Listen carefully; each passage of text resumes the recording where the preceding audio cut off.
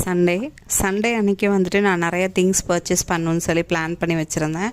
So காலையில் வீட்டில் இருக்க வேலையெல்லாம் சீக்கிரமாக முடிச்சுட்டு பிரேக்ஃபாஸ்ட்டும் முடிச்சுட்டு கிளம்பி போயிட்டோம்.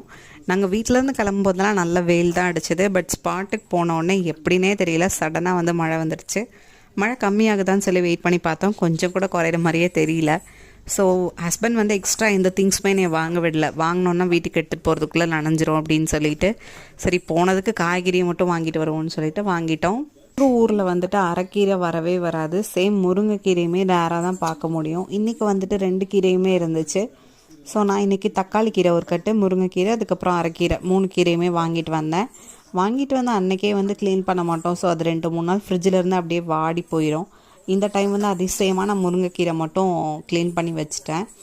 மற்ற 2 கீரையும் செய்யலை, சோம்பேறித்தனப்பட்டு அப்படியே ஃப்ரிட்ஜில் எடுத்து வச்சுட்டேன், நாளைக்கு செஞ்சுக்கலான்னு சொல்லிட்டு.